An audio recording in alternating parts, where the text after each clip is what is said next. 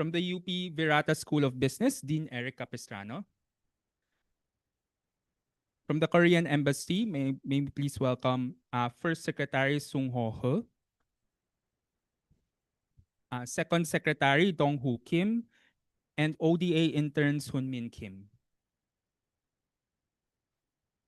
From KAIST, we have the following delegates: Dr. Jin Park, our invited chair professor;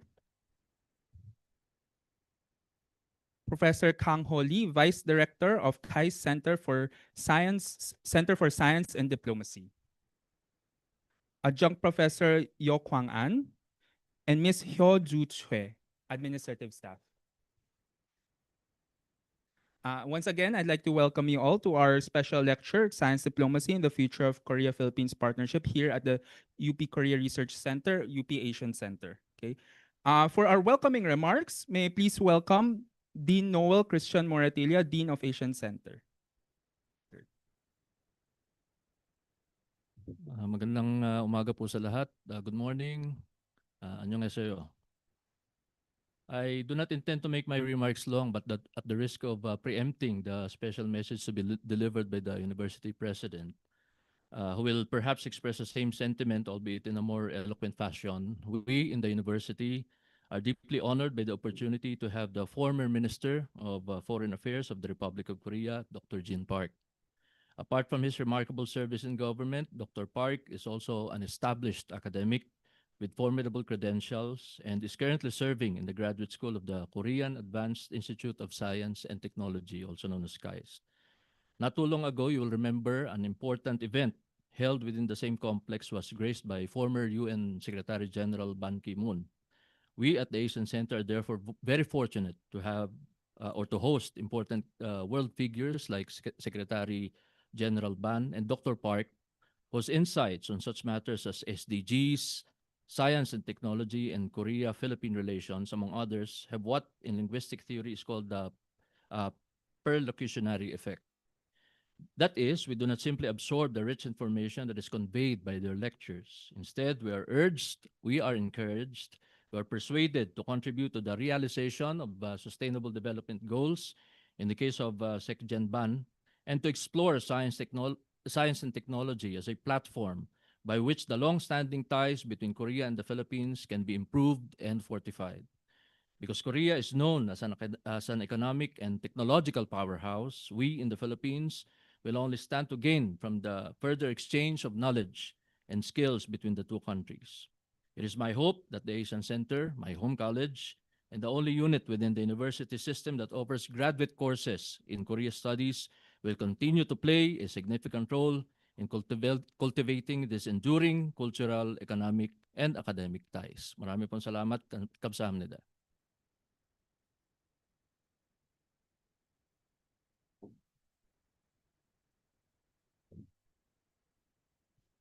For special remarks, may I please welcome Attorney Angelo Jimenez, President of the University of the Philippine System.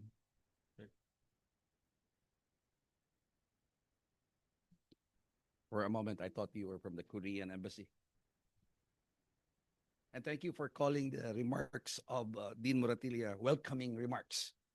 I've been speaking for so long now, and I know for a fact that not all welcome remarks are welcoming. So, former Minister of Foreign Affairs of the Republic of Korea, Dr. Jin Park, First Secretary Sung Ho, and Second Secretary Dong Hoo Kim from the Korean Embassy, representatives for the Korea Advanced Institute of Science and Technology, our University Vice President for Research and Innovation, Dr. Joel Marciano. If you know Joel, we pirated him back to UP from the Philippine Space Agency, which he founded as the first founding leader. But we are very glad that Joel is back with us. As he reminded me, he's an electrical engineer, but he's now a space scientist. He designed all those satellites now rotating around our Earth. And he reminded me earlier that Marciano means Martian. Dr. Noel Christian Moratilla, Dean of the Asian Center, former Dean, and from UP Cifal as well, Dr. Michelle Palumberit. Former Dean Jofi Santarita.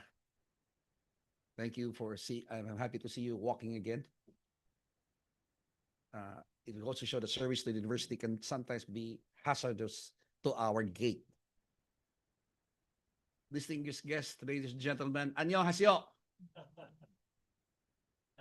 Maayong buntag sa atong tanan. Yes. I am very pleased to welcome and the Korean delegation with us here, headed by Dr. Jin Pak. We know that science diplomacy is basically collaboration, interaction of scientists, not necessarily scientists, but anyone but has relation to science. And it has a very, very long history, except that 100 years ago, it wasn't called science diplomacy. But then the relationship with the University of the Philippines and Korean institutions, academic institutions, scientific institutions is not limited to just pure science.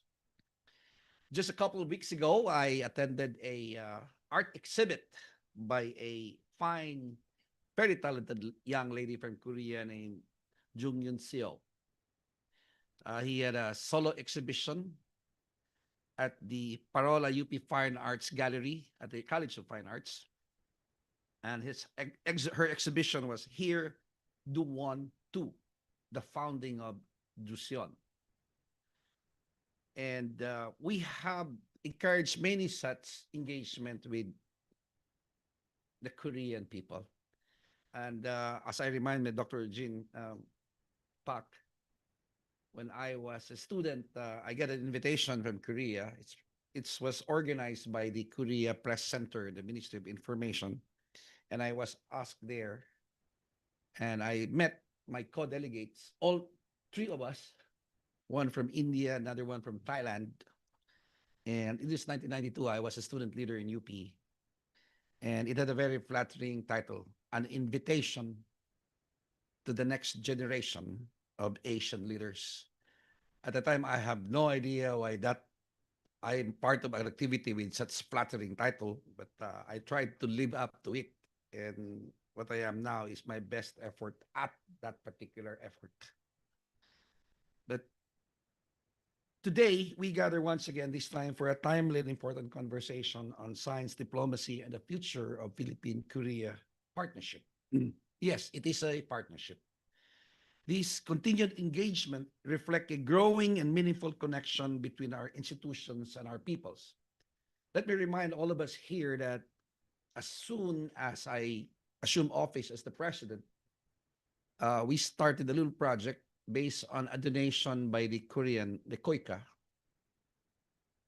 of $14 million to set up the plant genetics laboratory at UP Los Baños. I was informed that it might be inaugurated this year.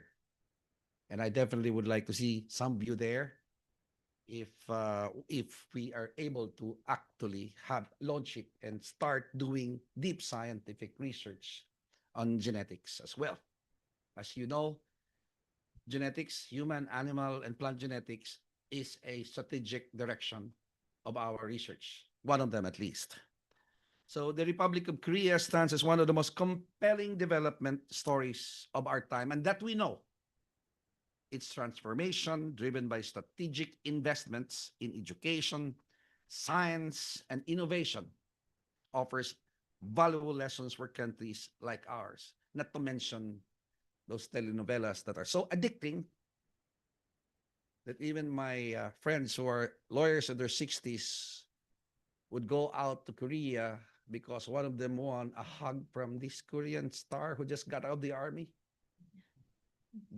I think they spread 2,000 tickets for their fans all over the world. That you get one of those tickets, you get a hug from him right after the compulsory army training. And one of my lawyer's friends, apparently one of his friends, won one of them. So they all went the troop to Korea complete with, I think, cosplay, but they did it in secret because they're 60-year-old female lawyers. Beyond this, Korea's, please don't include that in the recording. Beyond this, Korea's cultural influence has reached global audiences, shaping not only industries but also everyday life across borders. Yet our relations go far deeper than cultural exchange, we know. Over the years, the Philippines and Korea built strong partnerships at the intersection of science and technology and international cooperation. Through collaborations with the Korean institutions, we have worked together to address shared challenges and explore solutions that benefit both our nations. This is where science diplomacy becomes equally significant. Science and diplomacy enables evidence-based policy making. Diplomacy for science strengthens international collaboration in research and innovation. And science for diplomacy uses shared scientific endeavors to build trust and deepen relationship between nations. These dimensions are not abstract concepts, they are practical tools for addressing the complex challenges of our time. In the Philippines, we face urgent priorities: advancing energy and climate solutions, strengthening health and biotechnology systems, protecting our maritime and environmental resources, and expanding opportunities for education and knowledge exchange. These are areas where partnerships with institutions like KAIST or Korea Advanced Institute of Science and Technology and with countries like the Republic of Korea can make a meaningful difference, as it is already making a very meaningful difference today. As the national university, the University of the Philippines remains committed to strengthening these collaborations. We see science and innovation not only as drivers of development, but also as bridges that connect nations in pursuit of progress.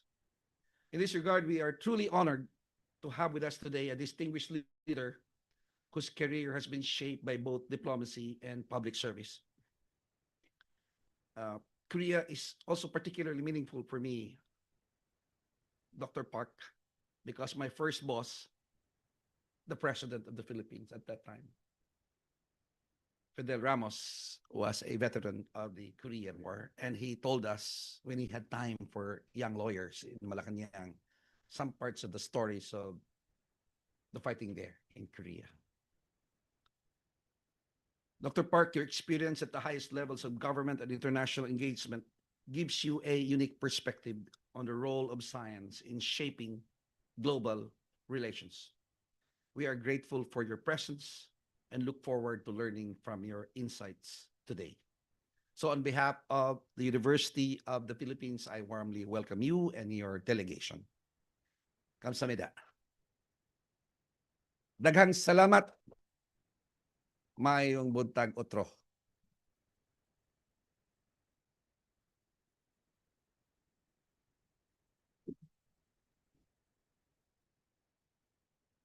Thank you for the remarks, Dean Moratilla and Attorney Jimenez. Before I proceed, I would like to welcome those who are watching us online from Zoom. There are more attendees online, more than they are here right now on site. And now I would like to introduce our guest speaker. Dr. Jin Pak is currently serving as invited chair professor of the Graduate School of Science and Technology Policy at KAIST, Korea Advanced Institute of Science and Technology, and emeritus professor and chairman of KCSD Advisory Council. He was previously a foreign minister of the Republic of Korea, where he served as the 40th Minister of Foreign Affairs from May 12, 2022 to January 10, 2024. A graduate of Seoul National University's Law Department, he earned a master's degree in public administration from Harvard Kennedy School in 1985 and a doctorate in politics from the University of Oxford in 1993. Dr. Pak began his professional career in 1977 after passing the Foreign Service examination and later transitioned into politics, serving as press secretary to President Kim Yong-sam in 1993 before entering the National Assembly.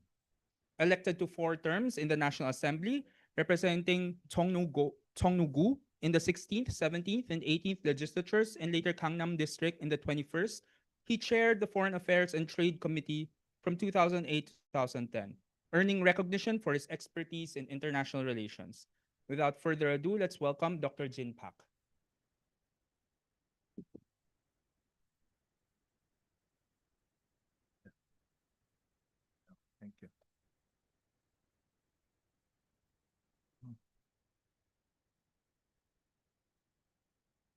I don't speak Tagalog, but let me try a little bit. Magandang araw po. Ako po si Pakjin mula sa Kaist. Galak ko po kayong makilala. Okay, I hope that makes sense. Thank you, Honorable President Angelo Jimenez, who is my alumnus at the Kennedy School of Government. And his boss, President Ramos, was a good friend of my boss, President Kim Yong-sam. When we visited Manila, they were playing the basketball together. But the President Ramos had a cigar on his here, but he didn't smoke. He just had a cigar. Yeah. He said, my wife doesn't want me to smoke cigar, but I like it. Dr. Joel Marciano, thank you, the father of the Philippine space science and also vice president, the research and innovation. Professor Noel Moratila, Doctor of Philosophy in Philippine Studies. It's the Asian Cultural Center. Dr. Jocelyn Celero, Associate Professor in Japanese Studies. Konnichiwa.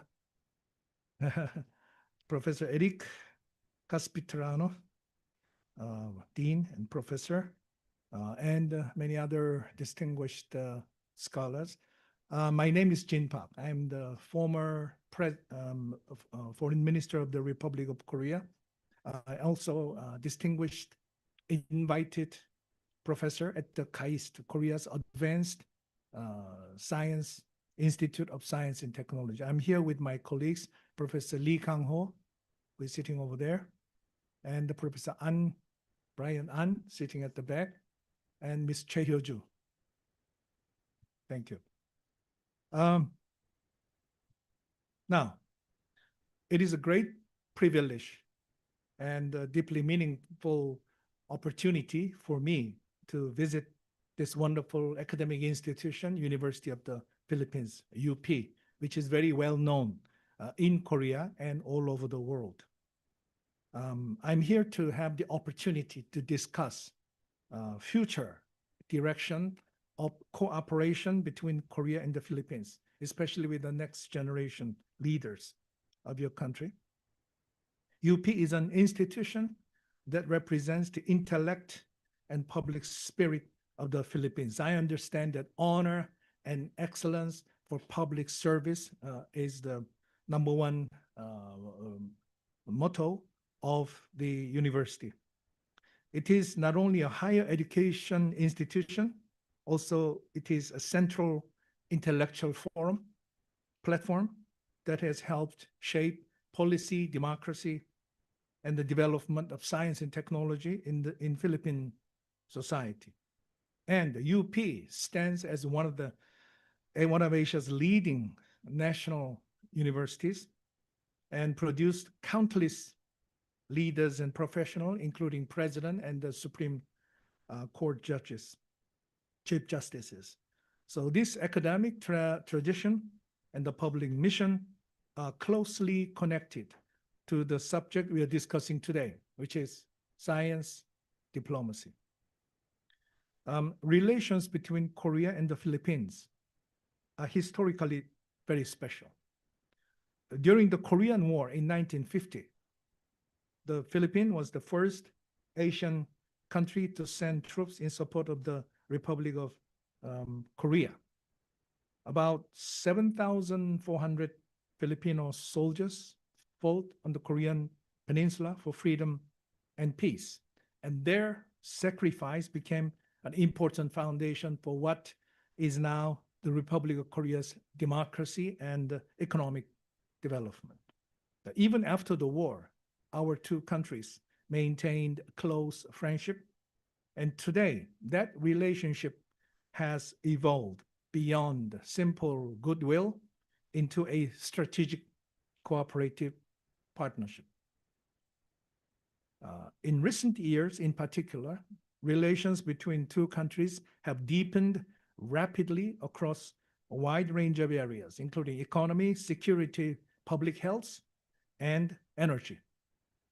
What is especially significant is that this relationship has moved beyond the one-way assistance of the past and is now evolving into a cooperation based on joint investment, joint research, and joint production. For example, in the field of health, the two countries are working closely together, centered on the International Vaccine Institute, or IVI, which is located in the Seoul National University in Seoul, Korea, in the area of vaccine development and the strengthening of public health capacity. This can be seen as a new model of cooperation through science diplomacy, as the president mentioned, which goes beyond traditional development assistance. The IVI plays an important role as a global public-private partnership dedicated to vaccine research, development, and equitable access, and has advanced vaccine research and clinical trials across multiple regions. It has facilitated technology transfer and capacity building between the two countries. In fact, our delegation is participating in the IVI Global Council, which is taking place today at our accommodation. And tomorrow, we will have Korea ASEAN Global Health Cooperation Seminar. So Philippines, as the chairing country of the ASEAN endeavor, is at the center of this Korean cooperation with the ASEAN in general. And these changes have not arisen solely from bilateral necessity. They are also closely linked to the national development strategy pursued by the Philippine government. The current Ferdinand Bongbong Marcos Jr. administration has made it a core objective to dramatically enhance national competitiveness through build better, more infrastructure policy, digital transformation, and industrial upgrading strategy. In particular, alongside the expansion of transport, energy, and digital infrastructure, it has identified the fostering of advanced technology industries. Now that we are living in a revolutionary age of AI, artificial intelligence, and also quantum technology, which is the second wave of game changers in the technology, and strengthening of human capital, and the expansion of participation in global supply chains as key pillars of national development. And this strategy clearly demonstrates the Philippines' determination to move beyond being merely a consumer market or a supplier of labor, and to make the leap forward a knowledge and technology-based economy. So aligned with this national strategy, science and technology cooperation between Korea and the Philippines holds very practical and strategic significance. Korea is a country that achieved rapid industrialization and digital transformation simultaneously within a short period of time.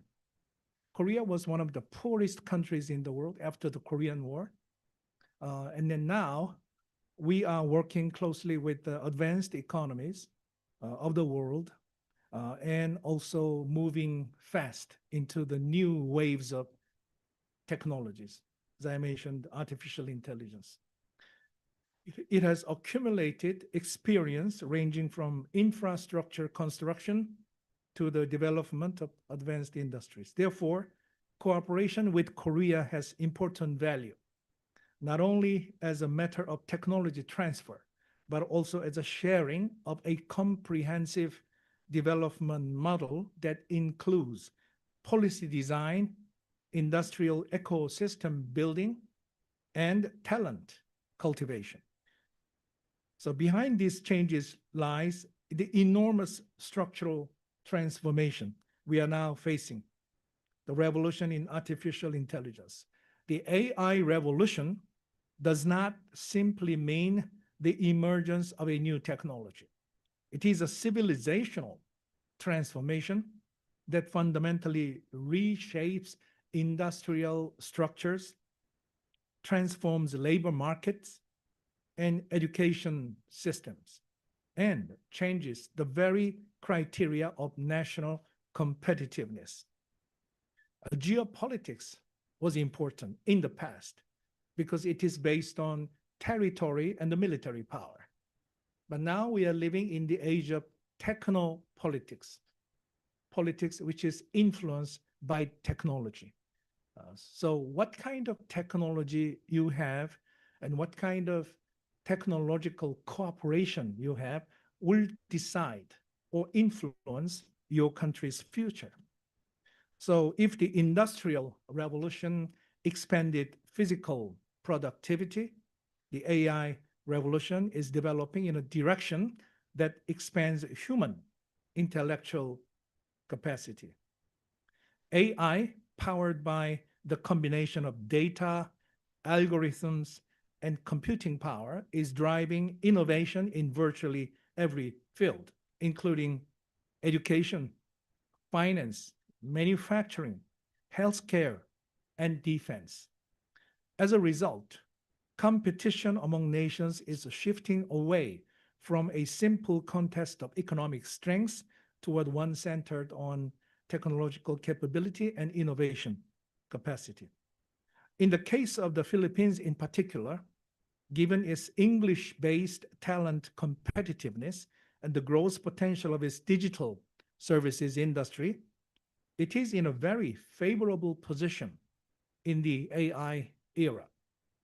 However, in order to transform this potential into real competitiveness, the strengthening of technological capabilities and the building of an industrial base are essential. This is precisely where cooperation with Korea can play an important role.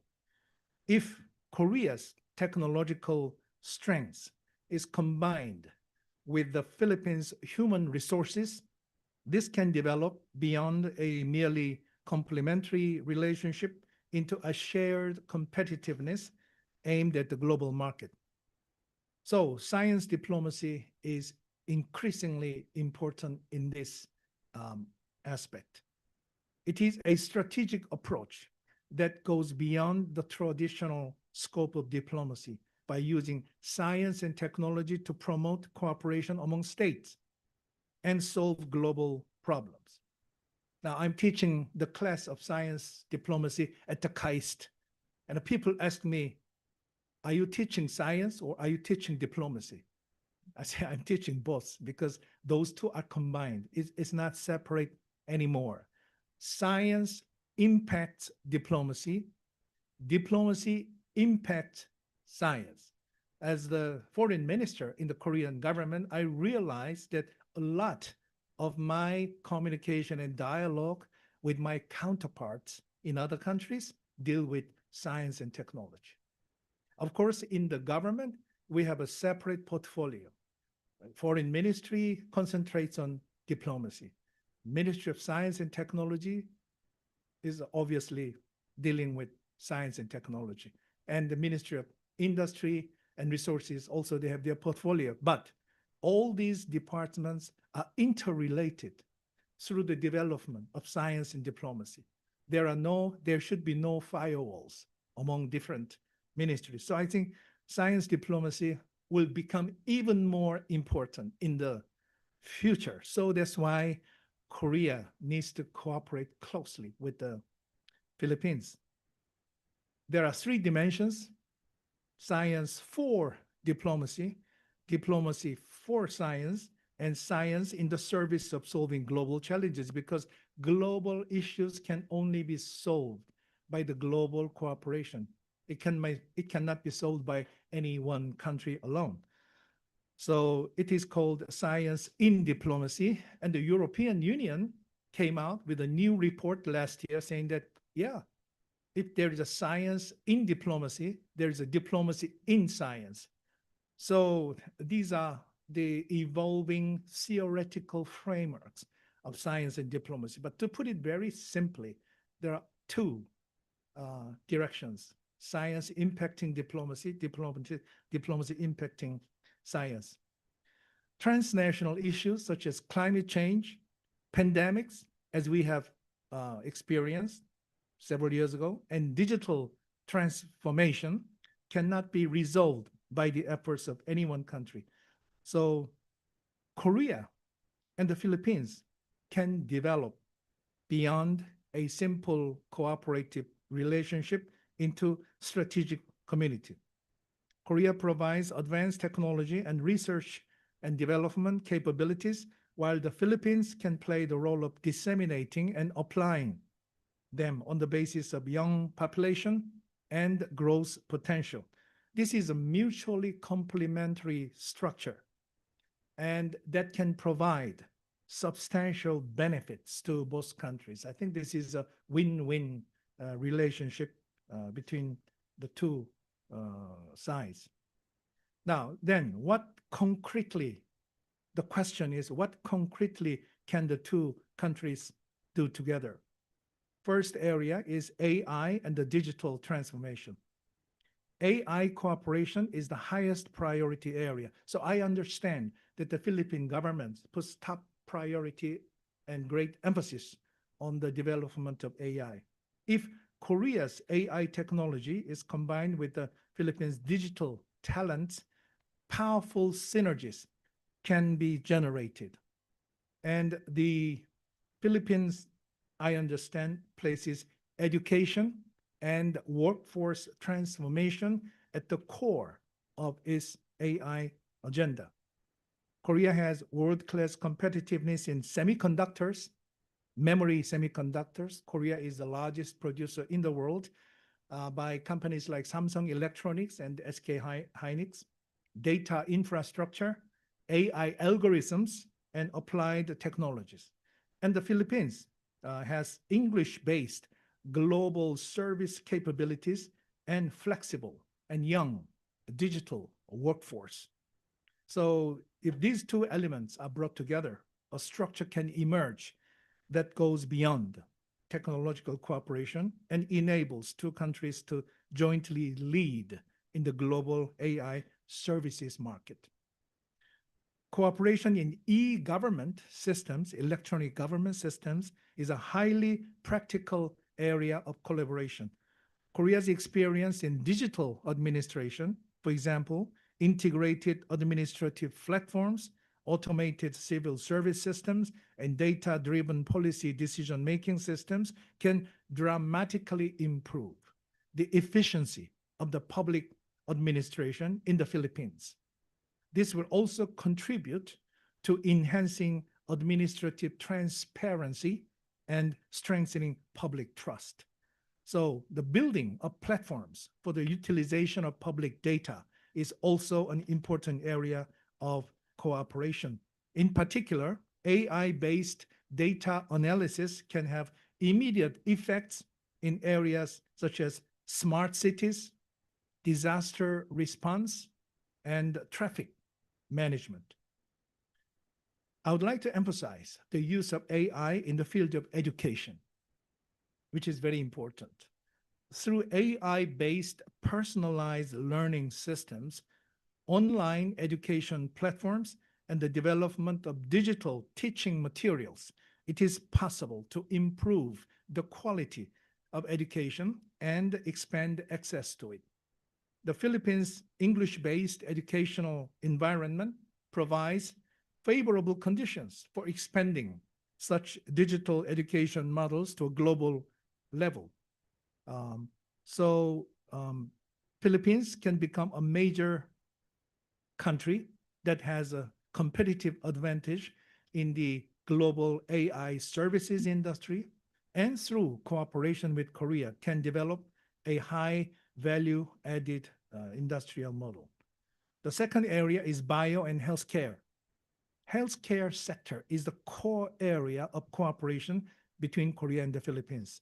Joint research and production of vaccines is a strategic field that goes beyond simple health cooperation and is directly linked to national security. Korea is rapidly advancing in vaccine development, production technology, and clinical trial capabilities, while the Philippines can serve as an important health hub in Southeast Asia and as a base for production and distribution.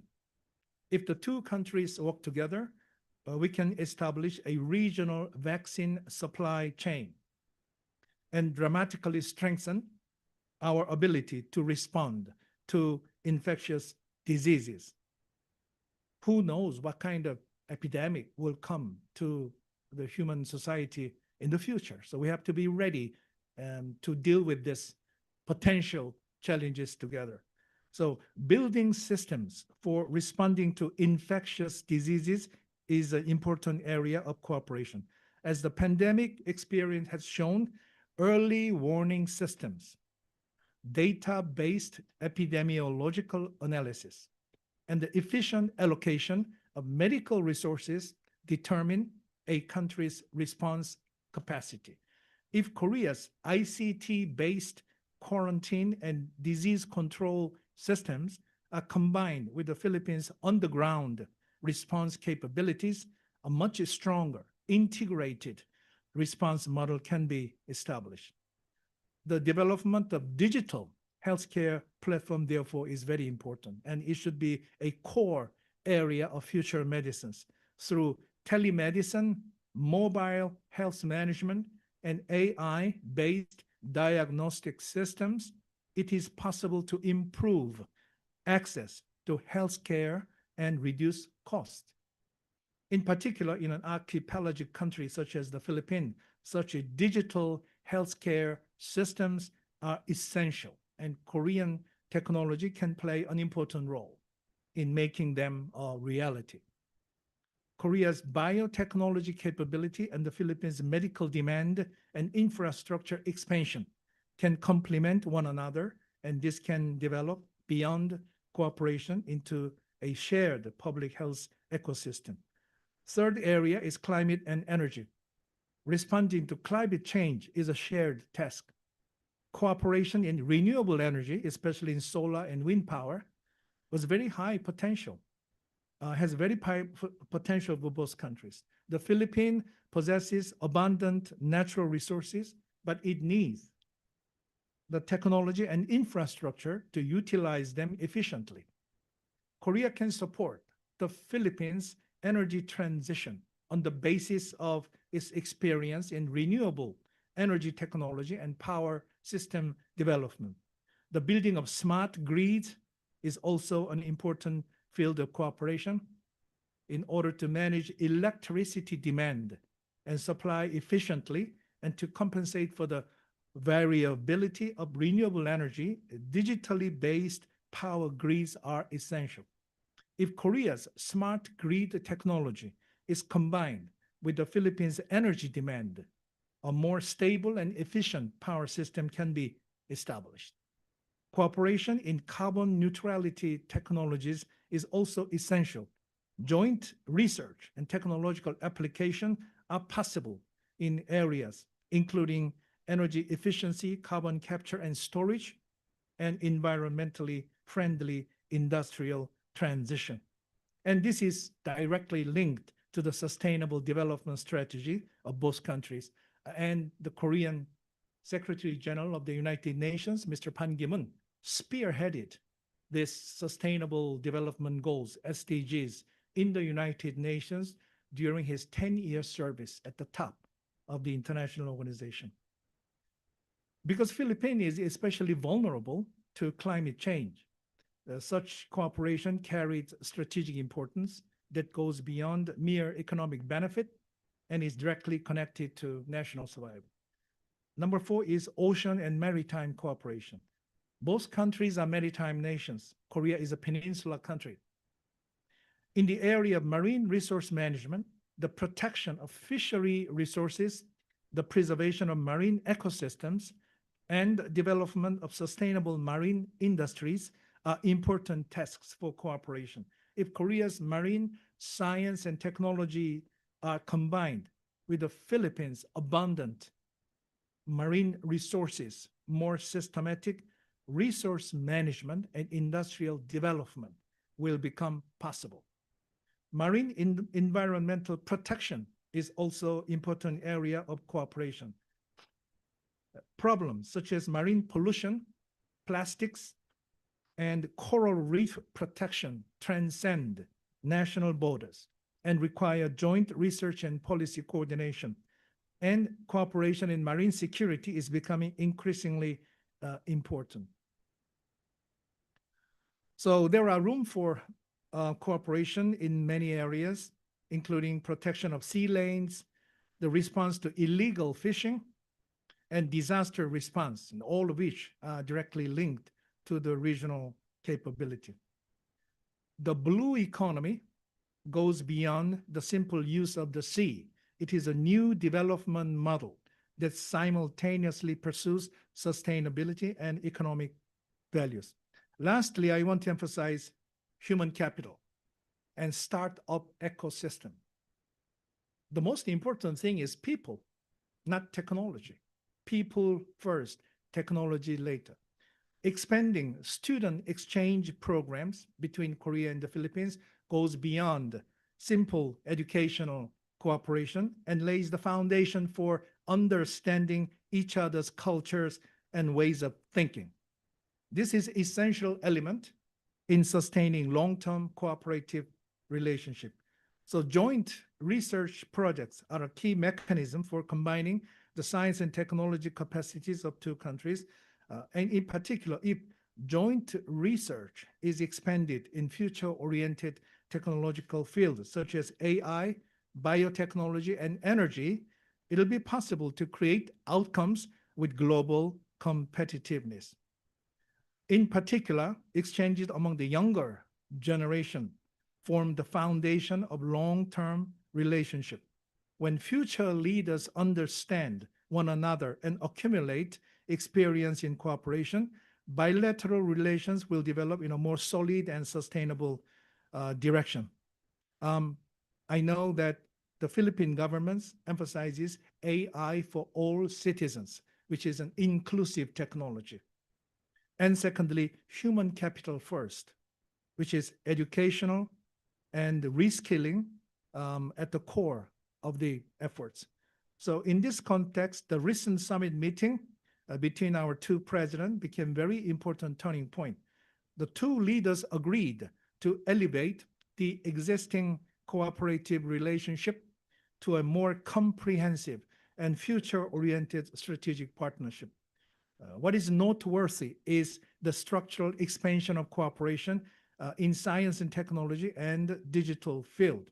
The two countries agreed to strengthen cooperation in core technological areas such as AI, digital transformation, advanced manufacturing, and semiconductors. And this is expanding beyond simple technological cooperation towards cooperation at all levels of industrial ecosystem. In the health sector, the decision to expand cooperation in vaccines and biotechnology and to promote digital healthcare system is highly significant. And such cooperation can be concretized around key educational and research institutions, such as KAIST, where I'm teaching, and also University of the Philippines.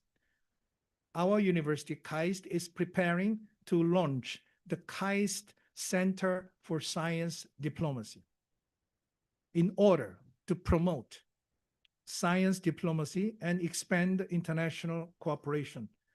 In that sense, and I think that there's every reason to expect, because University of the Philippines is an interdisciplinary research university, so for us to expect many full exchanges in the future through joint research project, joint educational programs in AI and data science, and the construction of startup cooperation platforms. The cooperation between our two countries can become institutionalized and develop into a sustainable structure. I understand that there are more than 30 Philippine students in my university, Korean Advanced Institute of Science and Technology. So we will keep communication with these Philippine students at the KAIST. So ultimately, cooperation between Korea and the Philippines is a process of jointly creating a new development model based on science and technology, going beyond a simple bilateral relationship. We are living in an age of AI revolution, and a technology-centered international order is becoming increasingly important. As I mentioned, technopolitics instead of geopolitics. So two countries can strengthen our competitiveness through cooperation and at the same time contribute to solving global challenges. And that future has already begun. So once again, I'm grateful for your invitation and thank you for your attention. 감사합니다. Thank you.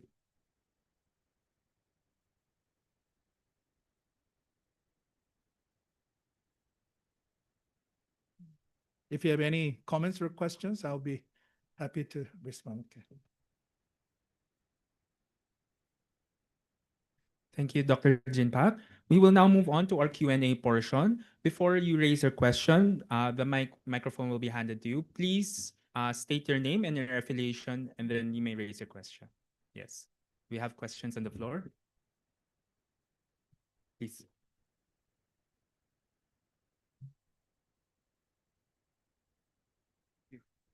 Thank you very much, Dr. Park. I'm Joffy Santarita from the Asian Center. Now, my interest is about maritime concerns, and we all know that the Philippines is a maritime nation. So maybe I'm just exploring the possibility of having this diplomacy in terms of developing maybe a maritime cooperation when it comes to the development of indigenous water vessels on technology, maybe especially on unmanned water vessels that can be used during, say, disaster or even in terms of logistics and checking of the territories of the Philippines. I hope that we can have that also aside from vaccine and also human capital. Thank you.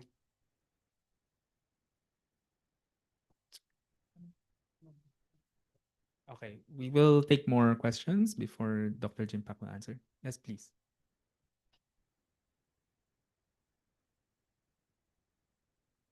Good day, Dr. Park. I'm Leigh Antoinette Chua of Asia Affairs AI. So that spelled out the topic of the question. There is the federal government in the US, and there's the European Union, and then there's the African Union. I'm just wondering, in terms of strategic cooperation and maybe challenges at the Asia level, what should at the continental level be done on AI, let's say 2026 to 2027, considering that the technology is moving forward and so that it's a positive sum for all Asian countries? Thank you. 안녕하십니까.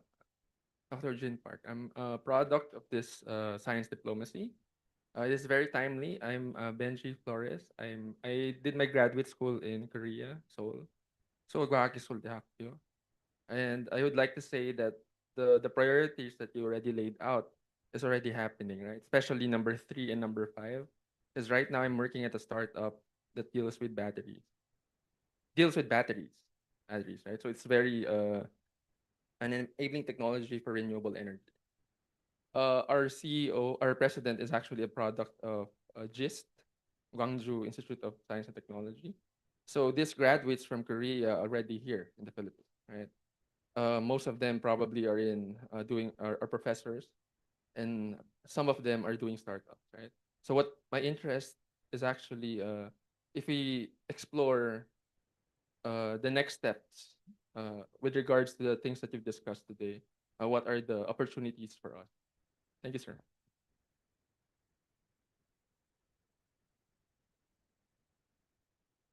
Well, thank you for your excellent three questions. I think there is no question that countries like the Philippines and the Republic of Korea, maritime nations, should cooperate together to maintain peace and stability in the region where we live. In the case of Korea, the Northeast Asian maritime environment between China and Japan, we should make our efforts to maintain peace and stability. In South China Sea, obviously the Philippines is a main country who would make efforts to keep this stability and the peace at the same time. In the area of maritime cooperation, I think Korea and the Philippines should make special efforts to understand each other's maritime conditions, environment, and also what kind of technology can actually help our two countries to promote our substantial cooperation. As you mentioned, disaster response and also other policy issues that we are faced with together. So I hope that the summit meeting between two leaders this time will certainly upgrade our partnership in this area. But I think there was a very concrete agreement between the two leaders about the joint efforts to deal with common challenges between the two sides. So certainly maritime concerns are important areas of our bilateral discussion and communication. In the area of education, I think there is no question that AI is a very important tools for teaching our next generation leaders, especially where there are less benefits from the technology, depending on the locations that our young people are living. AI technology can go into every corner of the country, whether it's urban or rural, to provide the same education information. I think this is a digital, in a way, democracy. Korea and the Philippines should work together to find ways to expand and deepen the impact of AI technology in our educational system. So since now Philippines is chairing the ASEAN partnership this year, I think this is a good opportunity for countries in the ASEAN to discuss together what kind of technological utility we can expand in the area of education. And in order to do that, I think Korea will be very happy to contribute to the ASEAN discussion on the importance of some technology in the education area. Third one on sustainable development. I think you're working in the battery industry now. Yeah. Semiconductors and battery are very important industrial assets that Korea has. We have companies like Samsung, SDI, and SK, and LG Energy Solution producing batteries, not only in Korea, but also in other countries, in Asia, and also in European countries. Obviously, as the electric vehicles are getting more and more popular, battery technology should develop very fast. In fact, there is a fierce competition of battery technologies already taking place in the world. So I think that these technological competition will, I think, certainly will increase in the future. Not only batteries, but also semiconductors. China's technological development is very fast. We used to make semiconductors, memory chips, and batteries, and other industrial products. But now China is making almost all of the major items that Korea has been making. So competition level is very high. And in that sense, Korea has to move up to upgrade our technological level to run ahead of China. So a cooperation with ASEAN countries in the area of this technological improvement, I think will be increasingly important in the future. Thank you. May I know if there are other questions on the floor? We will have last two questions, please. Uh, good morning. I am Paulo from currently affiliated with the Philippine Space Agency, and my former boss is Dr. Joel Marciano. Happy to see you, sir. My question is, how can we balance the before? Thank you very much for your comprehensive presentation. So my question is, how can we balance the pursuit of scientific advancement with safeguards that prevents its misuse in ways that undermines trust or strain diplomatic relations between nations? Thank you. 안녕하세요. I'm Carmelo Del Castillo from UP Visayas, and I also did my postgraduate in Gyeongsang Daehakyo. So I've also lived in Korea for a long time, and I know how very good the quality of research of Koreans are. And I just want to ask, so I'm sure there's an interest from all of us of this cooperation. So what are the concrete steps that we could do from our end, from UP end, maybe UP system end, because like I'm UP Visayas, so I'm in the southern part of the Philippines, and Korea, especially KAIST. So what are the concrete steps that we can do to enable this cooperation? Thank you. Thank you. You mentioned the trust in technology, which is very important in my view. The AI is certainly a great benefit to human society, but at the same time, it'll bring potential risks to the humanity, because the important thing is that humans should control the machine, not the other way around. But these days, the level of machine learning in AI technology is so fast and so rapid that AI is becoming smarter than the smartest human being. 10 years ago, our Go player, Mr. Lee Sedol, played the Go game against AlphaGo, if you remember, 2016. He had 5 games and he lost 4, and only 1 game he won. I think that was the last human victory over machine. This year, after 10 years, they are meeting again. Mr. Demis Hassabis is coming to Korea, and he's meeting with Isedo.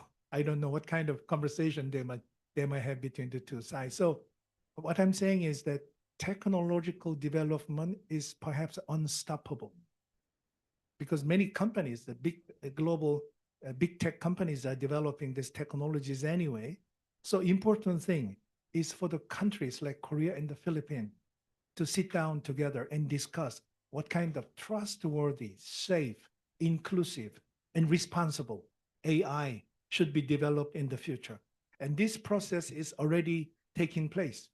Korea participated in the AI summit with the United Kingdom, and also responsible use of AI in the military domain with the Netherlands. And also we participate in AI Impact Summit in Delhi, India this year. And last year in the APEC in Gyeongju, the summit came out with the APEC initiative in AI in order to move towards safety, trustworthiness, and responsibility in the AI development. So I think certainly this is a good topic for Korea and the Philippines to work together and find out the best direction of the new technology.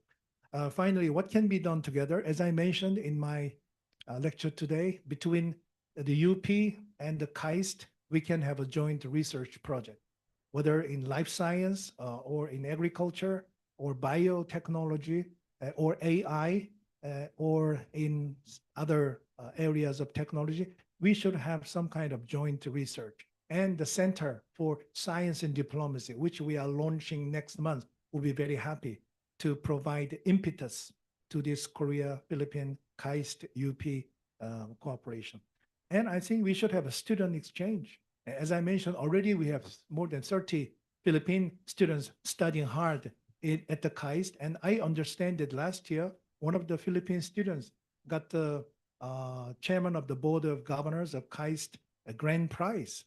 So your students is really demonstrating the intellectual excellence in the Korean education environment. So I think that we should have more wider and deeper educational exchanges between the two sides. And we'll be happy to invite your president and the vice president to Korea once again. I didn't know you were the Asian leader back in 1990, or back in, I think, 1999. 1992, sorry, 1992 in Korea. Yeah, President Jimenez was already Asian leader at the time. And we'll be happy to continue that tradition of exchanging our future leaders between Korea and the Philippines. And I'll be very happy to see Dr. Marciano to visit our university and meet with our the scholars and the experts in the space technology. Korea is now, with everything, we are the #7 space power in the world. We are sending our moon orbiter called Danuri to the moon, and it is circling the moon and sending the shadow camera information to NASA and also to many countries. So we'll be happy to cooperate with the Philippines in our space technology as well. Korea has a CASA, Korea Aerospace Agency. If the United States has NASA, I don't know what you have got here. PhilSA, okay, all right. So I'll be happy to see a closer cooperation between CASA and the PhilSA. So that's my response. Thank you. Doctor, we have one last question from the Zoom. Unfortunately, we have a number of questions from Zoom, but due to time constraints, we can only take one. This question is from Mr. Dylan Josh Lopez. He's affiliated with De La Salle University and the Quantum Computing Society of the Philippines. And he asks, I would like to inquire about potential avenues for scientific and industrial collaboration in quantum technology research and development. In particular, I'm interested in identifying low barrier entry points for cooperation, given that both Korea and the Philippines are already participating in ISO IAC quantum technology standardization efforts.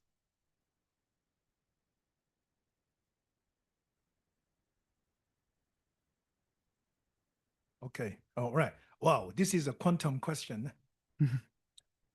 Now, everyone knows what is quantum technology. It is, as I mentioned, it is a game changer. I think it's a kind of next wave of technological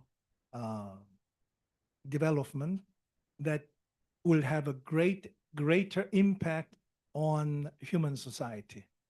Because if the classical computer can only be operated between 1 and 0, either 1 or either 0, the quantum technology is something that you cannot predict whether it is going to be 1 or 0, because it is very, in a way, fluctuating, unstable. It's like a wave, and it's like a spinning the coin.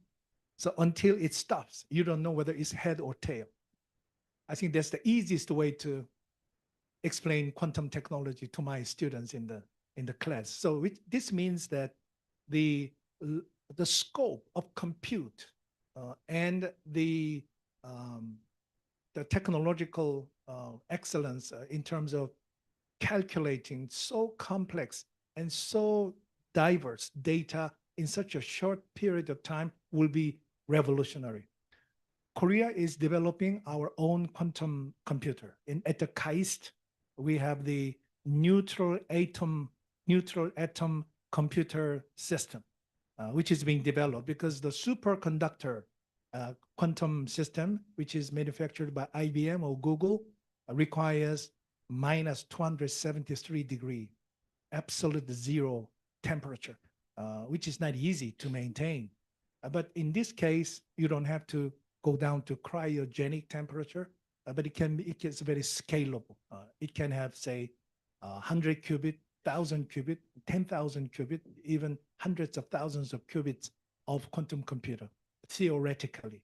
So Korea is making efforts, academic efforts, and industrial efforts to create our own better quantum system. And it would be great if Korea and the Philippines can cooperate together through our joint research programs, through exchange of experts and students to find the right direction for the quantum computers.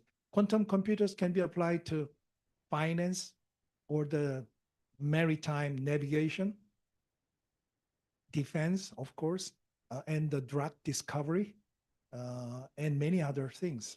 And we have one quantum computer from the IBM in Korea, which is in Incheon Songdo at the Yonsei University. It is a 127 qubit IBM computer called Eagle system.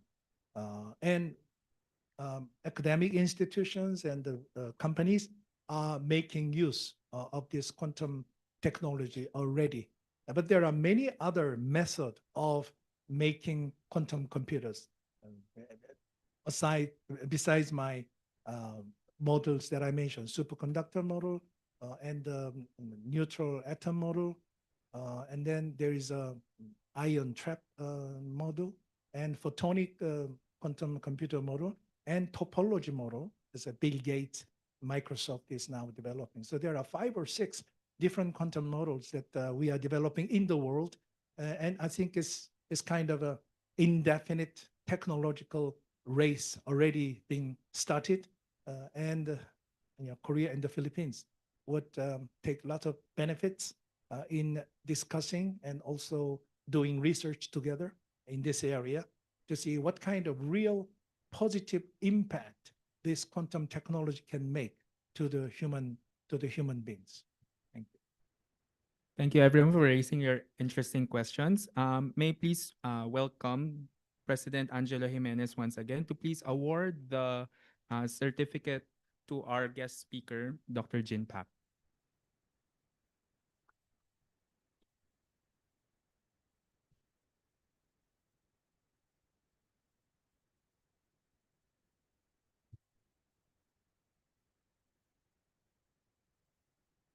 Thank you very much. May I just read this certificate for everyone's information? Certificate of appreciation is presented to Dr. Jin Pak for sharing his time and expertise at this special lecture entitled Science Diplomacy and the Future of Korea-Philippine Partnership, given this 27th of April 2026 at the ASEAN Japan Hall Asian Center, University of the Philippines, Diliman, Quezon City, Philippines. Signed, Angelo Jimenez, President, University of the Philippines. Thank you very much, Excellency, for that really comprehensive and encouraging lecture.